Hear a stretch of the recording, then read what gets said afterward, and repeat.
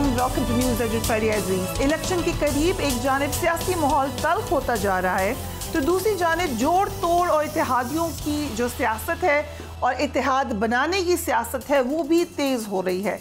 नून league ने पंजाब में काफली के बाद अब इस्तेहकाम पाकिस्तान पार्टी से भी हाथ मिला लिया है। नून लीग के इस्तेहकाम पाकिस्तान पार्टी से इत्तेहाद पर तरह तरह के सवालात अब उठ रहे हैं, लेकिन लग रहा है कि लीगी क़यादत तहरीक इंसाफ के खौफ से सब जमातों से इत्तेहाद के लिए तैयार हो चुकी है, बिल्कुल रेडी है। नून लीग का खौफ बेजा भी नहीं है। इस खौफ को मजीद दवाम नून लीग के जलालपुर जिटा में वर्कर्स कन्वेंशन ने दे दिया है। नून लीग के वर्कर्स कन्वेंशन में अवाम की तादाद इंतहाई कम रही। उससे पहले ही ये प्रेशर डाला जाता रहा PMLN पर कि आप जलसा करें, बड़ा जलसा क्यों नहीं हो रहा। फिर एक जलसा मियां नवाज शरीफ की वापसी पर हुआ, जिस पर यकीनन एक अच्छा शो तो पेश किया गया, लेकिन उसके लिए बहुत मेहनत की गई थी। वो कोई इंडिजिनस लोगों की आमद नहीं थी। इट वाज अ प्लान जलसा जिसमें बहुत ज़्यादा हर तरीके की, हर लेवल पर ना सिर्फ पैसे खर्च किए गए थे बल्कि मेहनत की गई थी। लेकिन बहरहाल एक शो हो गया था। उसके बाद क्या हुआ, अब फिर वही सवाल है। मरियम नवाज जो कल तक बड़े बड़े जलसे करती थी ये अपोजिशन में, जिस वक्त नून लीग के ऊपर बड़ी शदीद मुश्किलात थी, उस वक्त भी वो एक क्राउड पुलर समझी जाती थी। अब वो सक्सेस उनको मिलती हुई दिखाई नहीं दे रही है। यही वजह है शायद कि लीगी क़यादत अब जलसों के बजाय इत्तेहाद की सियासत पर तवज्जो दे रही है। नवाज शरीफ ने लाहौर जलसे में अवाम का जम गफीर देखकर किसी से इंतकाम ना लेने का नारा लगा दिया था, लेकिन अब वो इससे पीछे हटते हुए भी नजर आ रहे हैं। नवाज शरीफ ने कहा है कि जिन्होंने मुल्क को इस हाल तक पहुंचाया है उनका एहतसाब होना चाहिए। लेट्स वॉच है। सो क्यों निकाला कि बाज गश्त, अब क्यों किया आपने में हमें सुनाई दे रही है। नवाज शरीफ की जानिब से इंतकाम ना लेने का बयानिया तब्दील करने पर हमने एक तजिया भी देखा है। मियाँ साहब आपको क्यों लाया गया, सारा बासी साहब का कॉलम है, उसमें कुछ पार्ट मैं आपको पढ़ के सुना देती हूँ। उन्होंने कहा नवाज शरीफ एक बार फिर खतरनाक होते दिखाई दे रहे हैं। Okay, this is important. जो खतरनाक का वर्ड है, ये वो वर्ड है जो PTI के फॉर्मर चेयरमैन ने या बानी चेयरमैन ने जिस वक्त उनकी हुकूमत जा रही थी वार्निंग देते हुए कहा था कि मुझे बाहर निकालेंगे तो मैं ज़्यादा ख़तरनाक हो जाऊंगा। एग्जैक्टली वहीं से ये वर्ड की रेजोनेंस लेकर अब्बासी साहब लिखते हैं कि अगर उनसे अपना गुस्सा नहीं संभल रहा और वो अब भी अपनी गुज़िश्ता 3 हुकूमतों के खात्मे का एहतसाब चाहते हैं तो आगे रौला ही रौला होगा। जबकि मियाँ साहब की वापसी के लिए सहूलतकारी ना ही पुराने कट्टे खोलने और पुरानी लड़ाइयाँ लड़ने के लिए की गई और ना ही उनके लिए आइंदा इंतखाबात का रास्ता इसलिए हमवार किया जा रहा है कि हम इस तारीख से निकल ही ना सकें जिसने और सिविल के दरमियान लड़ाइयों की वजह से मुल्क और अवाम की हालत ही ख़राब कर दी। मौजूदा सूरत हाल में जो भी हुकूमत आएगी उसके लिए मासवाए मईशत की बेहतरी, कारोबारी हालात और सरमायाकारी के फ़रोग़, महंगाई पर काबू पाने, ज़राअत, IT और दूसरे शोबों में तरक्की और अवामी मसाइल के हल के लिए बेहतरीन गवर्नेंस के अलावा और कोई चॉइस नहीं होगी उनके पास। इसमें एक और जगह भी उन्होंने ये लिखा है, जो मियाँ साहब को ला रहे हैं उनकी भी सारी तवज्जो इस वक्त पाकिस्तान की मईशत, कारोबार, टैक्स सिस्टम वगैरह को दुरुस्त करने पर ही है। Arif Hamid Bhatti sahab, thank you so much for joining us. So क्या इस वक्त कुछ ज़ेरे गौर है क्या नवाज शरीफ साहब को, क्योंकि अब ये तो इस्टेब्लिश हो गया कि लाया गया, सो लाने के बाद अब कोई कन्फ्यूजन है? क्योंकि ये कन्फ्यूजन हमें मियाँ साहब के अंदर भी नज़र आ रही है। एक दिन वो बयान देते हैं मुफाहमत का, फिर अगले दिन थोड़े से मुज़ाहमती भी हो जाते हैं। वाई? बिस्मिल्लाहिर्रहमानिर्रहीम। देखिए, गुजारिश है, लाया गया इसमें तो दो राय कोई नहीं, भेजा गया इसमें भी दो राय कोई नहीं। खुद ख्वाजा आसफ साहब का बयान है कि हमें तो बाजवा साहब ने भेजा। आइन और कानून जब एक मुजरम को बाजवा साहब एक एक्स आर्मी चीफ भिजवाते हैं बकौल ख्वाजा आसफ साहब के। दूसरी बात, 2018 में यकीनन नून लीग का एक वोट बैंक इजाफा था। इन पिछले 18 माह में PDM की 16 माह की हुकूमत और निगरान हुकूमत की जितनी भी 4-5 माह की है, इन 18 माह में नून लीग और PDM ने एक तो किया, अपने तमाम मुकदमात ख़त्म करवा ली अरबों खरबों रुपए के, लेकिन अवामी हमायत से महरूम हो गई। अब मेरी इतला इसके बिल्कुल बरक्स है। यकीनन मदर अब्बास साहब जैसे साहिब इल्म से मेरी बहस तो नहीं होगी कभी भी, मेरे लिए बड़े ही काबिल एहतराम है। लंदन प्लान के तहत लाया गया, उसमें दो राय कोई नहीं। कहाँ बात हुई ये भी एक लंबी कहानी है, लेकिन मियां साहब ने कमिटमेंट की थी कि मैं अच्छा बच्चा बन के रहूंगा। याद रखें कि नवाज शरीफ साहब अपने भाई की हुकूमत में नहीं आए जब शहबाज शरीफ वज़ीर आज़म थे। जब 15 सितंबर को एक चीज जैसे चेंज हुए वो आए और उन्हें रिलीफ भी मिला। एयरपोर्ट पे एक मुजरम के लिए बायोमेट्रिक किया गया। अब एक इनकी फैमिली मीटिंग हुई और जिसमें इन्होंने बाद अदारों के बारे में सख्त लफ्ज कहे कि मैं आके इन्हें छोड़ूंगा नहीं। फिर मेरी इतला है, मेरी मुबैना इतला है कि बहू जी को मैसेज भेजा गया, जनाब आपके केस खत्म कराए गए, आपने कमिटमेंट की थी अच्छा बच्चा बन के रहूंगा। अब आपकी डिमांड रोज बरोज बढ़ती जा रही है। कहीं आप कहते हैं हमें 2/3 अक्सरियत दो, जबकि आप सिंपल अक्सरियत की लेने की भी 1% पोजीशन में नहीं है। दूसरा, आप तो लंदन में बैठे थे जिस वक्त इमरान खान की हुकूमत ख़त्म की गई। पीडीएम कैसे बना, कैसे अदम एतमाद लाया, इस्तेकाम पार्टी तोड़ी गई, उनके बंदे उठाए गए तहरीके इंसाफ के, उन्हें प्रेस कॉन्फ्रेंस की गई, इंटरव्यू कराए गए। अब आप कहते हैं कि मैंने इस्तेकाम पार्टी को भी जस्ट नहीं करना, परवेज खटक को भी नहीं करना। तो आपका तो इमरान खान की हुकूमत में भेजने में ना कोई रोल था, आप तो खुद मुल्क से चले गए। अगर आप अच्छे बच्चे ना बने तो ये खबर याद रख लें, आइंदा आएगी। तो फिर उन्होंने कहा गया कि हम ये सियासी जमातों के डायलॉग हो रहे हैं, तो फिर तहरीके इंसाफ को फ्री हैंड दे दिया जाएगा जिस तरह मुस्लिम लीग नून और पीटीआई को। उसका एक सिंपल मिसाल है, कल अरसा दराज बाद लाहौर में एक झंडा लगता था तो 10,000 छापे पड़ते थे। कल पीटीआई का मुबैना तौर पर रैली भी निकाली गई।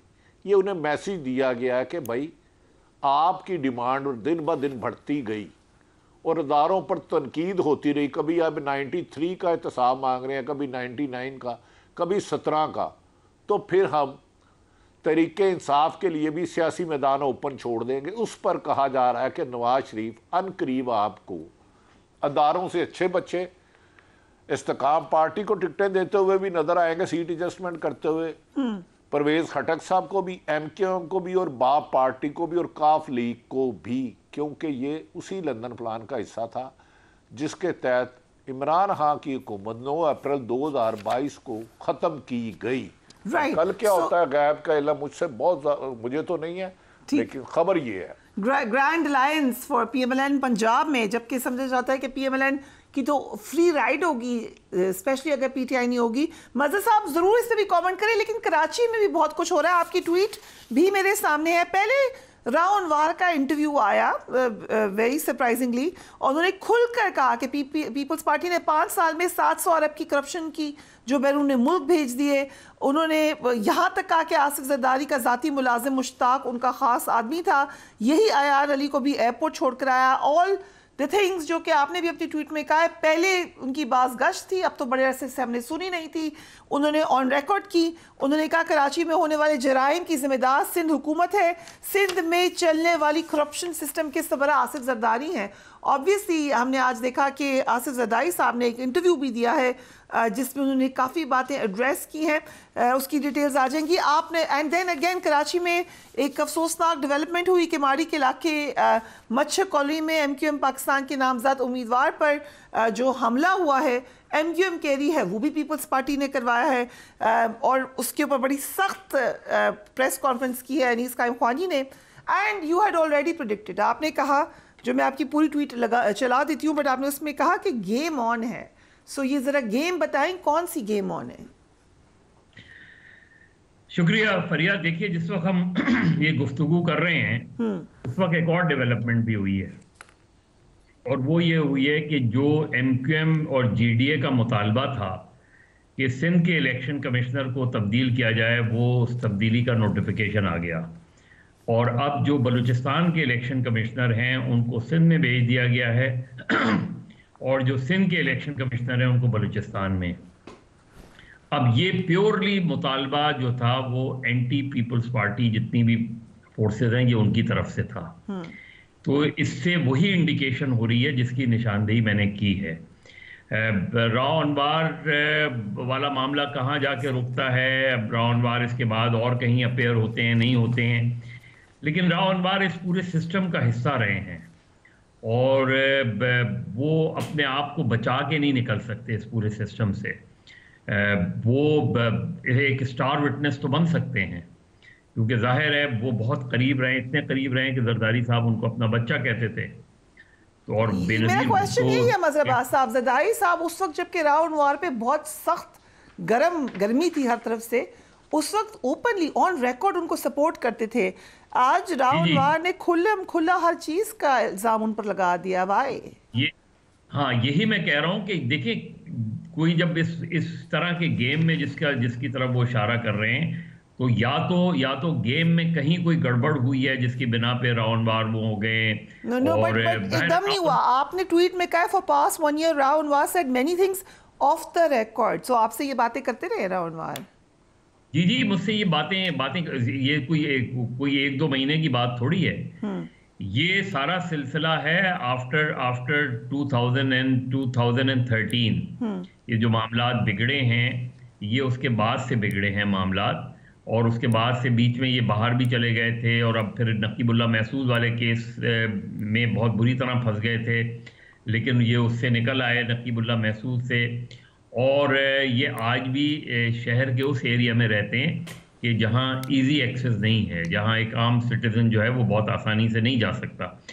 तो ये जो राव अनवर का जो स्टेटमेंट है, जो इंटरव्यू है, ये बड़ा सिग्निफिकेंट है। और ये मैंने इसीलिए वो की क्योंकि मुझसे बहुत सी बातें उन्होंने की हैं जो जाहिर है इस वक्त मैं नहीं बता सकता या कर सकता, लेकिन ये उस वक्त भी मैं उनसे ये कहता था कि जब आप ऑन रिकॉर्ड कोई बात करेंगे तब मेरे नज़दीक उस बात की अहमियत होगी। ऑफ द रिकॉर्ड मैं आपकी बात को रीचेक कर लूँगा, रिकन्फर्म कर लूँगा, लेकिन क्योंकि अब मैं एज ए जर्नलिस्ट समझता हूँ कि जब भी कोई आके आपको कोई खबर देता है तो आपका रीचेक करना और वेरीफाई करना बहुत ज़रूरी होता है, अदरवाइज ये नज़र आता है कि कहीं आप इस्तेमाल ना। But can we say कि this is part 2 of Zulfikar Mirza? Is it? This is part 2 of, कह सकते हैं। अभी तो मैं कह रहा हूँ ना कि अभी इट्स टू अर्ली है से। देखिए, जुल्फ़िकार मिर्ज़ा से भी मेरी 2 महीने पहले बहुत तफसील से उनसे, और फहमीदा मिर्ज़ा साहिबा से भी, दोनों से मेरा हैदराबाद का ताल्लुक़ रहा है। उनसे मेरी बहुत तफसील से बात हुई और उन्होंने बहुत सी बातें की, और ऐसी बातें जरदारी साहब के हवाले से भी। लेकिन जरदारी साहब के हवाले से मैंने जुल्फ़िकार मिर्ज़ा के ये कोई पर्सनल एक्यूजिशन नहीं देखी ऑन जरदारी साहब। ये उन्होंने शिकायत ज़रूर की कि उनको बिल्कुल MQM के सामने लाके खड़ा कर दिया गया। पहले उनको ये कहा गया कि मेरा अगला चीफ मिनिस्टर ये होगा, और ये उन्होंने दुबई की मीटिंग के हवाले से बात की 2013 के इलेक्शन के वक्त। फिर उनको वज़ीर दाखिला बना दिया गया, जो उनके बकौल वो नहीं बनना चाहते थे, क्योंकि उसके बाद उनको सारा MQM से लड़ने पे, ये गालिबन 2008 की बात है, ये जब चीफ मिनिस्टर का मसला आया, तो बकौल, अब मैं यही बात कह रहा हूँ कि it's according to Zulfikar Mirza कि मुझे पहले कहा गया, और मेरी एक्सपेक्टेशन बिल्कुल भी नहीं थी कि मैं मिनिस्टर वगैरह बनूंगा, लेकिन जरदारी साहब ने दुबई में अपने एक बिजनेस पार्टनर या दोस्त से मुलाकात के दौरान कहा कि ये मेरा चीफ मिनिस्टर है। राइट। और उसके बाद जब ये तो जुल्फ़िकार मिर्ज़ा की बात हुई। राव अनवर ये तमाम बातें ऑफ रिकॉर्ड कहते रहे हैं कि जरदारी साहब इसमें मुलव्वस हैं, करप्शन का बाजार गर्म है, ये जो तमाम की बातें जो अब उन्होंने ऑन रिकॉर्ड कह दी हैं, he has said them off record, you are saying. और भी बहुत सी बातें मुर्तज़ा भुट्टो के हवाले से, फिर बेनज़ीर भुट्टो के हवाले से, कत्ल के हवाले से, वो सवालात बहुत से जो है, उस वक्त भी मुझे लग रहा था कि ये ज़रा बात खुलकर नहीं कर रहे। जैसे उन्होंने कहा कि मैंने JIT पर साइन नहीं की थी जब बेनज़ीर भुट्टो की जो JIT बनी थी, और वो इस वजह से नहीं साइन की थी मैंने, क्योंकि कोई तकरीबन 1 साल तक रहमान मलिक जो है वो बेनज़ीर भुट्टो का मोबाइल अपने पास रख के वो हैंड ओवर नहीं कर रहे थे mobile.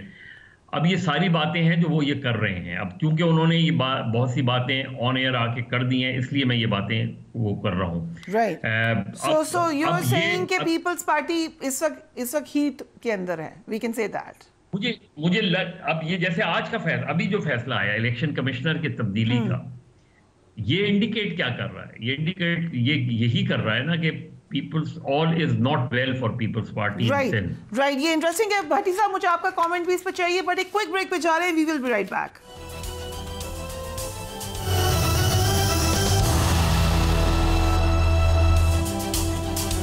Welcome back. Supreme court ने ताहयात नाअहली के मामले पर अदालती फैसले और इलेक्शन एक्ट की तरमीम में जो तजाद है उस पर नोटिस ले लिया है।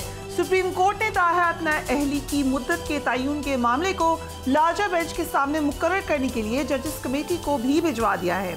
जजेस कमेटी तय करेगी कि लार्जर बेंच 5 रुकनी होगा या 7 रुकनी बेंच होगा।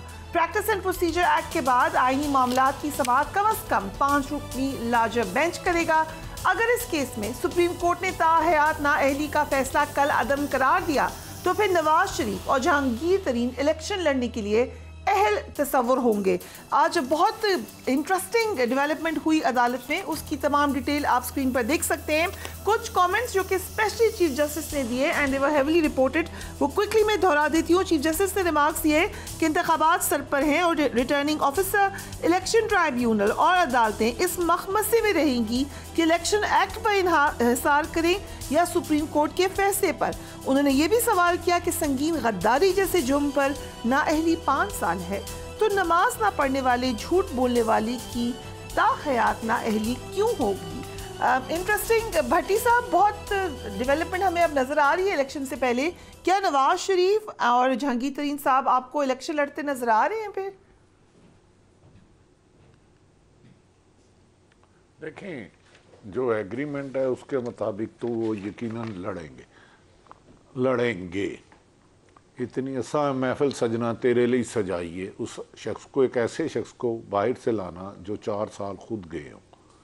देखिए, मदर अब्बास साहब का ना पाकिस्तान की सियासत पर गहरा आंख है और उन्होंने कहा सहाफ़ी की बेसिक बुनियादें काउंटर चेक करना, और खुसूसन सिंध पे उन्होंने PhD की है। लेकिन मैं इख्तलाफ करता हूँ, ये पीपल्स पार्टी और नून लीग की नूरा कुश्ती है।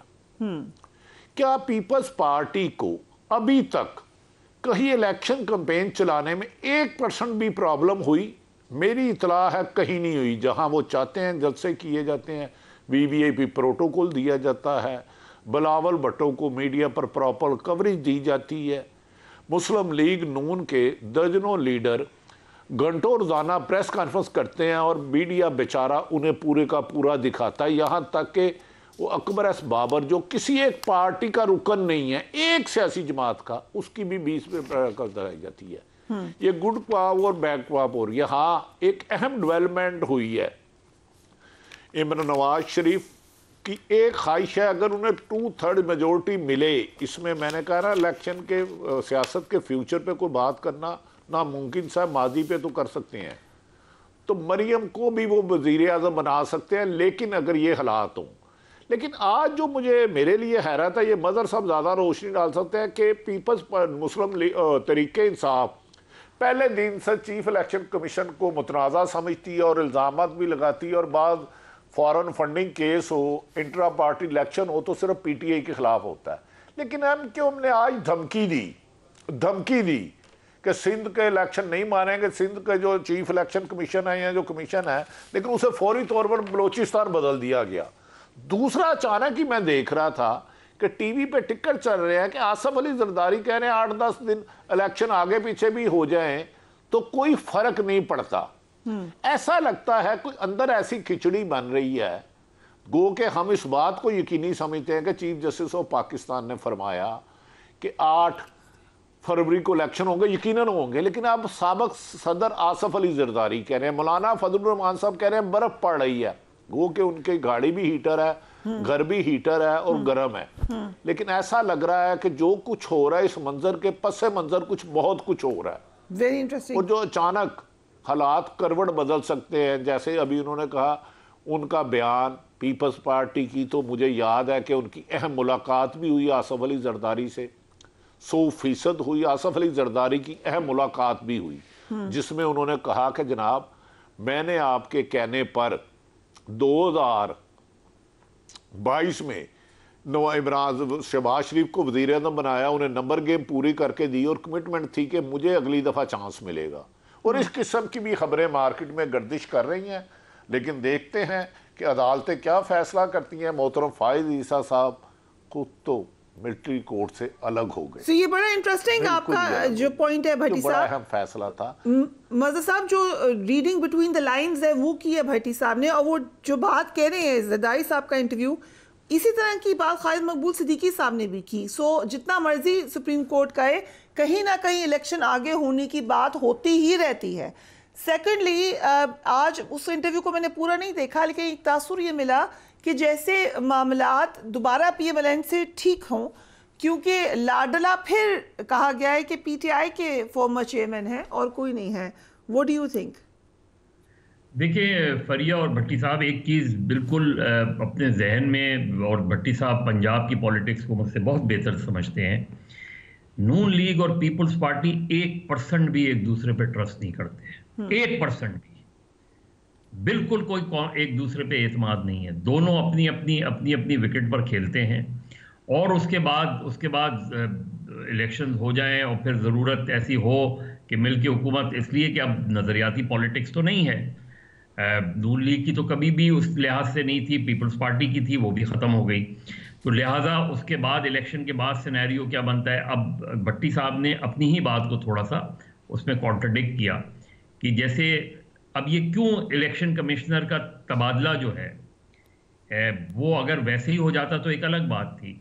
अब अगर खालिद मकबूल जो मुतालबा करते हैं और उसके फ़ौरन बाद तबादला हो जाता है तो इसके क्या मैसेजेस हैं, इसकी मैसेजिंग क्या हो रही है।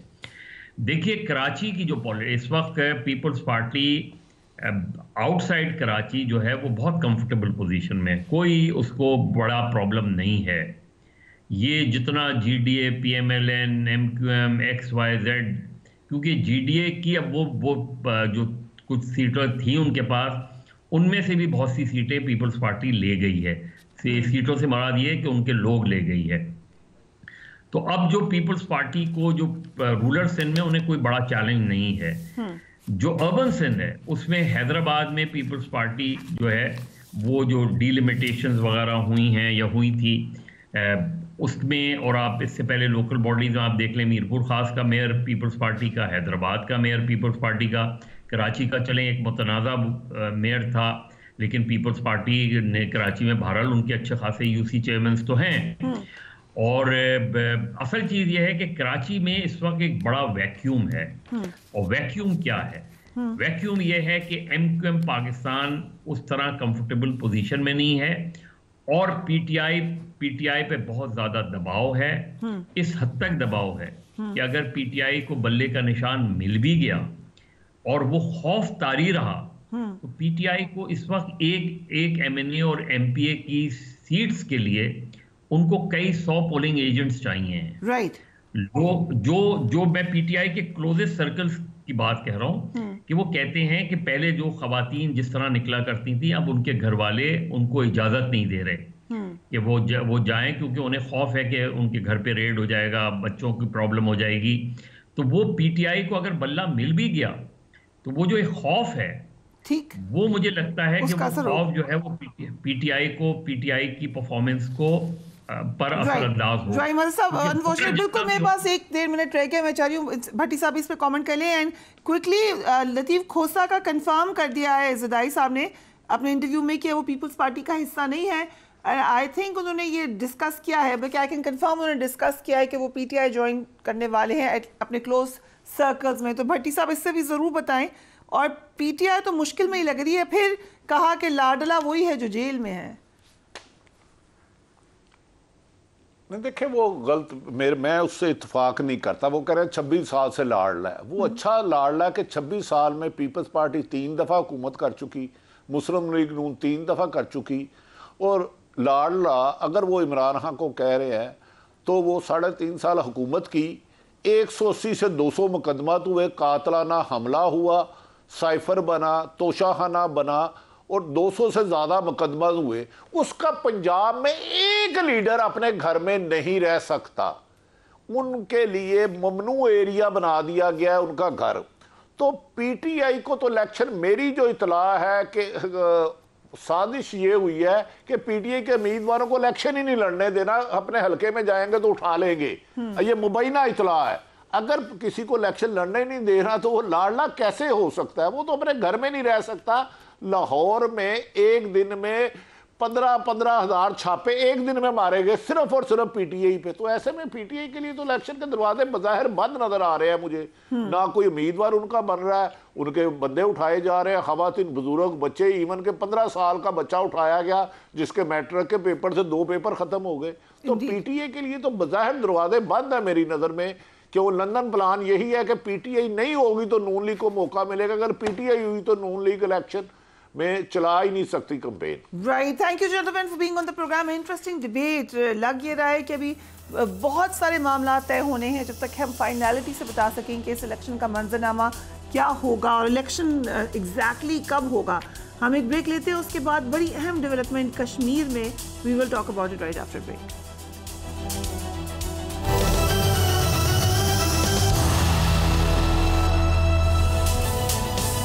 बैक। दुनिया के किसी मुल्क में जुल्म और बर्बरियत में इजाफे की सबसे बड़ी वजह वहां की अदलिया और अदालती निज़ाम होता है। भारत की जानिब से 5 अगस्त 2019 को कश्मीर का खुसूसी तशख़्ख़ुस खत्म किए जाने के बाद वहां जो जुल्म और बर्बरियत का बाजार गर्म हुआ, इसमें भारतीय सुप्रीम कोर्ट ने भी आज अपने हाथ रंग लिए हैं। भारतीय अदलिया भी कश्मीर में ढाए जाने वाले जुल्म पर नरेंद्र मोदी सरकार के शाना बशाना नजर आ रही है। आज पूरी दुनिया, बिलखुसूस करोड़ों कश्मीरी अवाम की नजरें भारतीय सुप्रीम कोर्ट की जानिब मरकूज थी कि शायद इंसाफ मिल जाए। भारतीय सुप्रीम कोर्ट के 5 रुकनी बेंच ने आज जो फैसला दिया उसने नजरिया जरूरत को भी शर्मा दिया है। बिलाशुबा भारतीय सुप्रीम कोर्ट आज इंसाफ की बजाय मोदी के साथ खड़ी नजर आई। भारतीय सुप्रीम कोर्ट ने आज कश्मीर के हवाले से जो एक शर्मनाक, शेमफुल फैसला दिया है, लेट्स हैव अ लुक।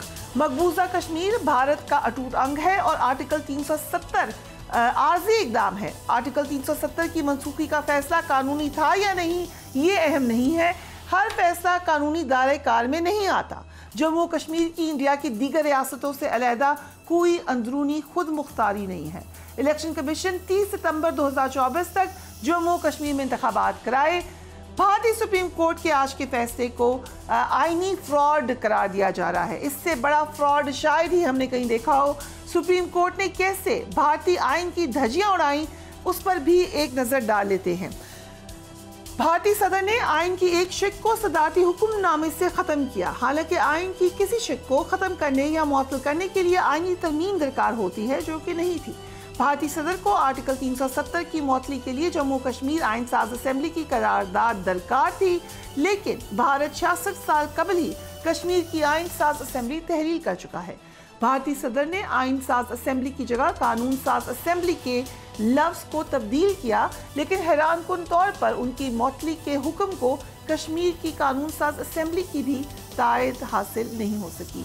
भारतीय सदन ने रियासत की कानून साज असेंबली की बजाय गवर्नर के हुक्मनामे को बुनियाद बनाकर आर्टिकल 370 मुअत्तल किया, जो कि एक बहुत बड़ा आईनी फ्रॉड है।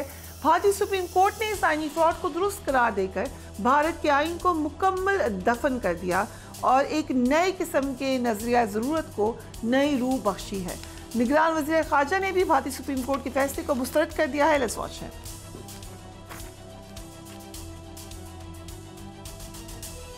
The judgment is yet another manifestation of the pliant judiciary under India's ruling dispensation. They remain a matter of grave concern for Pakistan, as their ultimate goal is to convert the Kashmiris into a disempowered, disenfranchised community in their own land. These measures must be rescinded to create an environment for peace and dialogue. Pakistan will continue to extend its full political, diplomatic and moral support. हमें join करी है Mumtaz Zahra Baloch, spokesperson for foreign office. Thank you so much for joining us on the programme. जो अब हुआ है, इसके बाद पाकिस्तान के पास क्या ऑप्शंस हैं? देखिए, जो भारतीय सुप्रीम कोर्ट का फैसला आया है उसकी पाकिस्तान भरपूर मज़म्मत करता है और उसको कतई तौर पर रद्द करता है।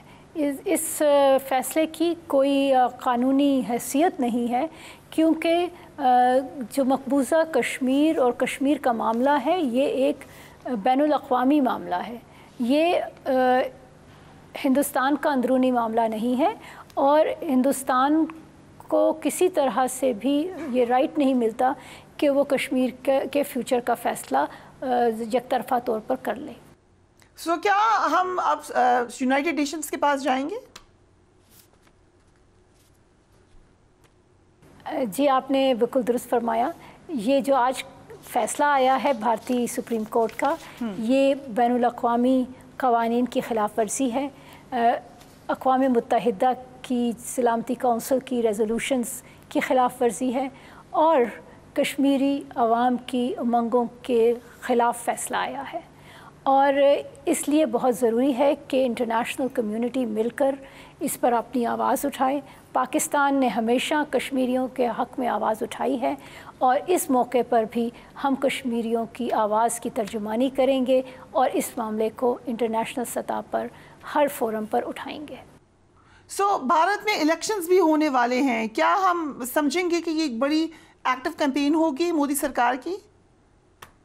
देखें, ये जो फ़ैसला आया है इस पे इसके क्या मुहर्रिकात हैं ये तो हिंदुस्तान की हुकाम और उनकी सुप्रीम कोर्ट ही बता सकती है, लेकिन हकीकत ये है कि पहले भी ऐसे हुआ है कि कश्मीर का मामला और बीजेपी के हुकाम ने अपने पॉलिटिकल एंड्स के लिए इस्तेमाल किया है और कई दफ़ा आपने देखा होगा पाकिस्तान को पॉलिटिकली मलाइन करते हैं। इसी तरीके से कश्मीर में जो इन्होंने 2019 में फ़ैसले किए उसको भी इन्होंने इलेक्शन कैंपेन के तौर पर यूज़ किया। तो इसलिए हमें कोई हैरत नहीं होगी अगर इस मामले को भी आगे ये पॉलिटिसाइज़ करें। हमने हमेशा देखा है कि भारत शदीद वायलेशन ह्यूमन राइट्स करता है, ख़ास तौर पर जम्मू कश्मीर में। अब इस फैसले के बाद तो खदशात बढ़ गए हैं कि मज़ीद वायलेट किए जाएंगे human rights. Human rights organisations को कैसे हम इस बात को उजागर कर सकते हैं? जी बिल्कुल, कश्मीर के अवाम इस सूरत हाल में बहुत तकलीफ़ में हैं और मकबूजा कश्मीर के जो अवाम हैं उन पर जो एक जुल्म की दास्तान है वो बहुत ही तकलीफ़देह है पाकिस्तानी अवाम के लिए और दुनिया भर में जो भी बाज़मीर अवाम बसते हैं सबके लिए ये एक बहुत ही मुश्किल और तकलीफ़देह चीज़ है। और पाकिस्तान की आवाज़ दुनिया में भी पहुंची है और यूनाइटेड नेशंस के में भी ये बात उठाई गई है।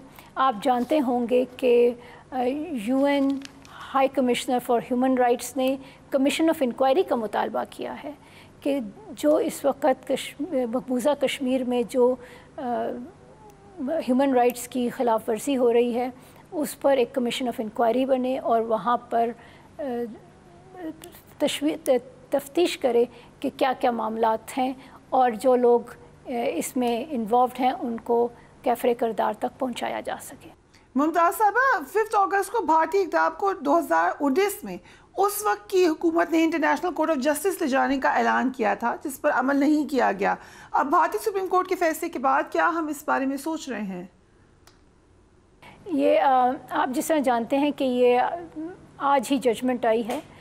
इस जजमेंट को पाकिस्तान बिल्कुल एग्ज़ामिन करेगा और इसके तमाम पहलुओं पर गौर करके इसके मुस्तकबिल पर जो भी हमारी पॉलिसी होगी उस पर फैसला किया जाएगा। Thank you so much Mumtaz Zahra Baloch हमें ज्वाइन कर रही थी। क्विकली हम आपको दिखाते हैं उमर अब्दुल्ला की ट्वीट होने का। Disappointed but not disheartened, the struggle will continue, it took the BJP decades to reach here, we are also prepared for the long haul. लग रहा है कि मामलात अभी ख़त्म नहीं हुए हैं। मलिया लोधी साहबा कहती हैं the people of occupied Jammu and Kashmir have never accepted they are part of India and nor will they ever accept that. An occupation doesn't change because of an Indian Supreme Court decision, nor can it override international law.